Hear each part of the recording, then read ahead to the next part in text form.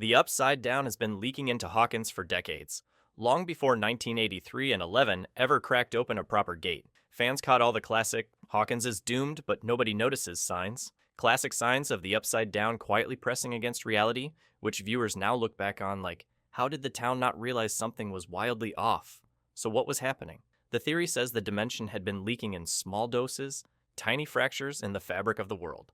Not enough to let monsters roam freely, but just enough to corrupt, contaminate, and lightly curse the town's entire personality. Very Hawkins-coded, honestly. Hawkins' lab wasn't built there by accident either. Fans have been saying that for years. Many think there's a hidden design behind the series itself, because Brenner detecting something anomalous feels extremely on brand for him. A weak point in reality because, of course, he picked that location. That man would build a lab on top of a cosmic wound and call it research. But why did psychic contact become the focus? Because they were reaching for something that was already waiting. Fans love pointing that out with a very "we saw it coming" energy. Hawkins' history is layered over a wound in the cosmos. Every strange death, every disappearance, every whispered ghost story, all little breadcrumbs hinting at a dimension pressing in, waiting for the right moment to finally break through. But what's waiting on the other side might not be what anyone expected at all, which honestly tracks for this show. The Upside Down is evolving into something we haven't fully seen yet. Some fans think the Upside Down isn't just sitting there being creepy, it's evolving, growing into something the show hasn't revealed yet. And fans absolutely adore this theory because it makes the entire place feel like one giant unfinished boss battle. Every creature might not be a separate species, but different developmental stages of the same organism. Basically, a biological design that was never meant to exist. Demogorgons as larvae? Reddit barely blinked. Of course they accepted that. Demobats as specialized cells are just very Hawkins high science projects gone wrong. But sure. The vines? Maybe a circulatory system is still under construction. Lots of pieces, zero instructions.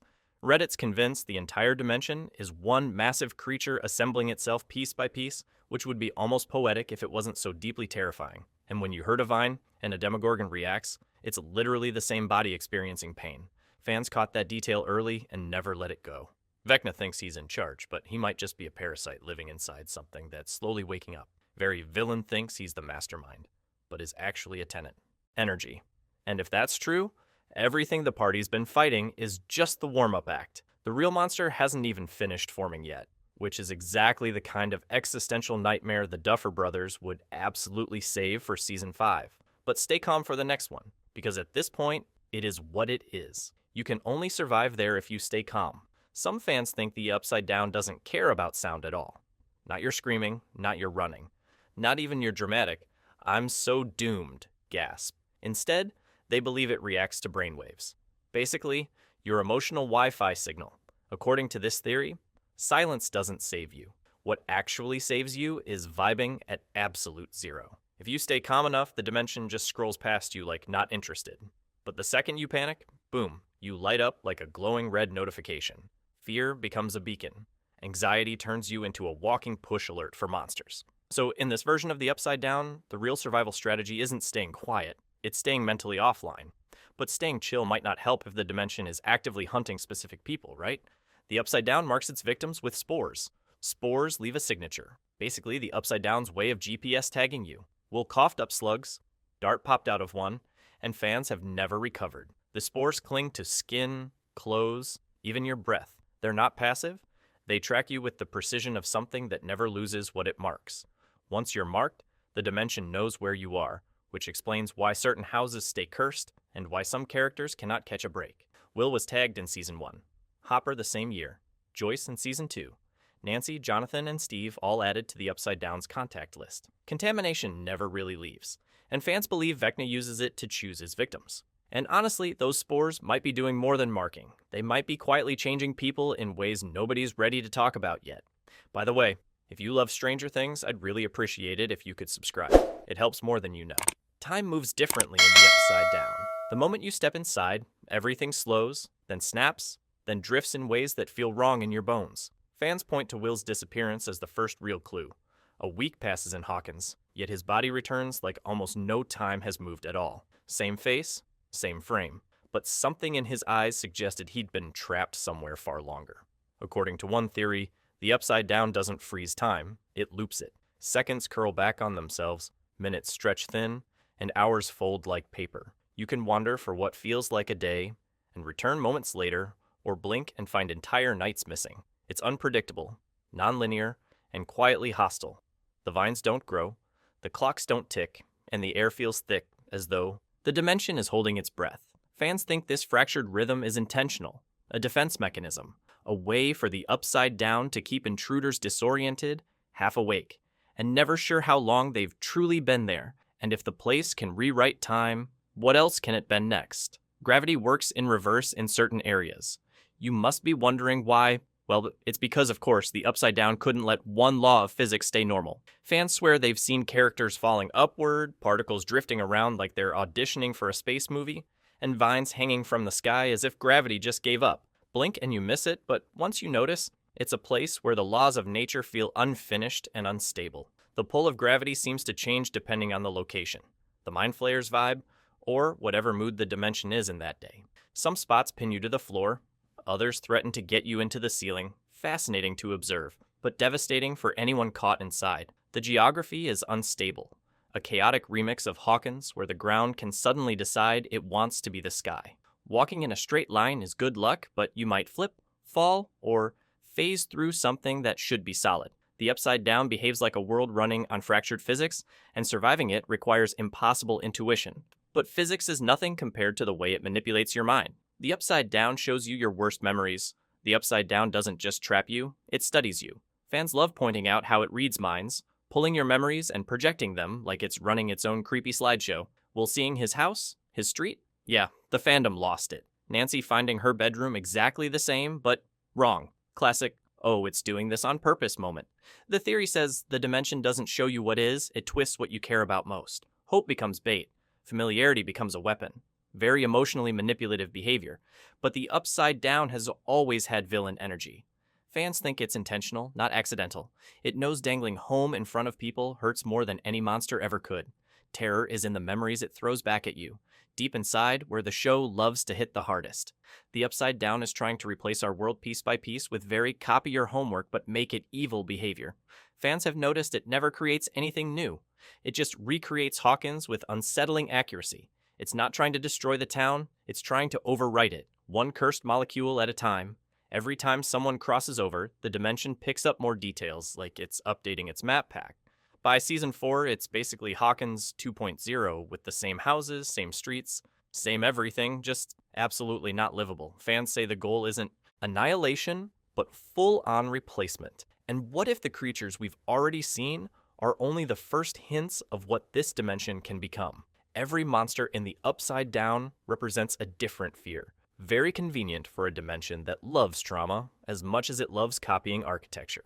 But what if the Demogorgon is just the first act in a very messed up monster lineup? Every creature seems built around a specific psychological weakness.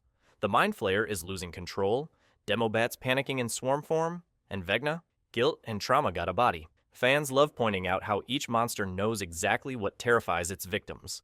The Upside Down basically mines humanity's collective nightmares, turning anxiety into teeth and depression into hunting grounds. Timeless, archetypal, dreamlike, and yet somehow very physically deadly. Every creature, every cursed corner, is a mirror showing what we fear most, which makes fans wonder what deeper fears the dimension hasn't revealed yet. Step across the threshold, and the air changes first. Colder, heavier, like the walls remember something you're not supposed to know. Fans believe it's one of the few places in Hawkins where the two dimensions overlap so closely that the barrier softens, allowing memories, shadows, and psychic residue to leak through. According to this theory, the house absorbed more than trauma. It absorbed energy. Henry's awakening, the violence that followed, the years of silence afterward, all of it left a burn mark on reality itself. That's why the Upside Down version feels too perfect, too preserved. Like it didn't need to be copied at all. It was already there, waiting. Walk far enough into its hallways, and you feel it. The sense that you're not in one place or the other, but in the seam between them. And if the Creel house is just one seam, how many more are hiding under Hawkins? Fans have long suspected that Hawkins is merely a single fragment of a far larger dimension, because the characters never venture beyond the town's borders. Yet, the Upside Down clearly extends endlessly. The theory suggests that other gates exist in distant cities, each producing its own mirrored shadow of the world above. Russia opened one, and their section reflects Kamchatka, barren, and twisted. Perhaps other parts of America harbor secret gates, generating landmarks in corrupted shadow form. The Upside Down is, in essence, a dark mirror of the entire planet. Every location where reality has fractured replicated in silent, decaying detail, all of it lying in wait. The Mind Flayer doesn't merely desire Hawkins, it desires everything. And it has already mapped the world, copied it in shadow, and waits patiently for the gates to open wide enough to make the takeover permanent. But even with infinite space, the dimension might have one critical weakness we have already noticed. Destroying the Creel House destroys the entire Upside Down. That's the fan theory everyone keeps in their back pocket, like, yeah, Season 5 is definitely doing this. The house is the anchor, the original infection point, all because Henry decided to transform there. Very on-brand for him. If the house goes down in both worlds at the same time, the connection snaps. Vines wither, monsters drop, Vecna loses his power source. Fans call it the nuclear option, mostly because someone has to stay behind in the Upside Down to actually set it all on fire. Classic finale sacrifice setup, the fandom sees it coming a mile away. But even if the anchor burns, it won't erase everything the Upside Down has already taken. And what is that? Well, fans have theories, and none of them are comforting. Fans revisited the Season 2 finale and noticed a chilling detail.